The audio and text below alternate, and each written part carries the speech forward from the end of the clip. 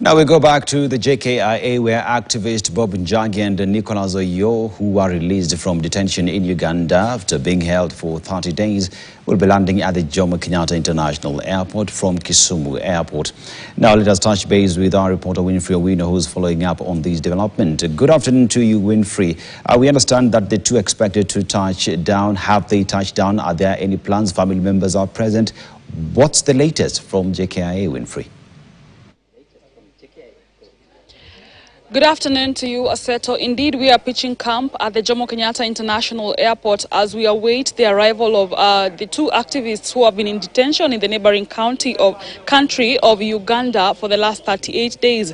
Bob Njagi and Nicholas Oyoo were actually arrested and detained without charges or trial in Uganda on October 1st. And last night, we have received information that the Ugandan government actually brought them to the Kenya's High Commission in Uganda, where the High Commissioner, Joash Mangi, who is also the Deputy Governor of Kisii County, received them. And they were escorted to the Busia border, where they were received by the Busia County Commissioner, Chaunga, before they traveled by road to Kisumu and are currently airbound as they make their way to Nairobi. According to the flight tracker we've just looked into, they left Kisumu at around 1:10 p.m. and they're coming here. We're expecting to receive them here by around 2:10 or 2:20 p.m.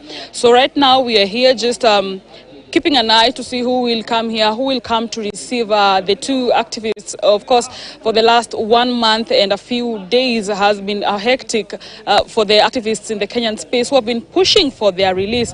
We understand that the two were actually detained or arrested while attending a rally of Bobby Wine in Uganda on 1st of October.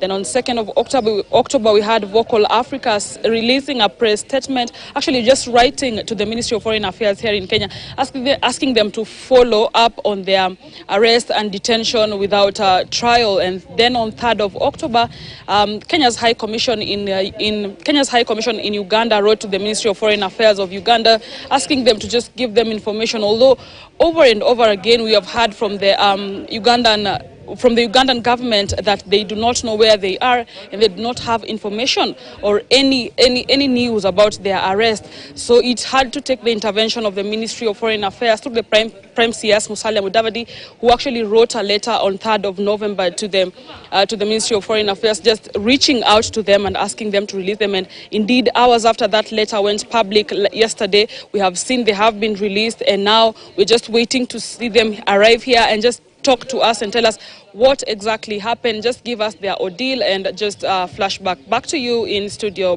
Dennis. Yes, indeed, Winfrey, thank you very much. We will be touching base with you a little bit later with many questions, especially after the Ugandan government had hinted that they do not know the whereabouts. How then is it that the same government releases the two questions that have to be answered?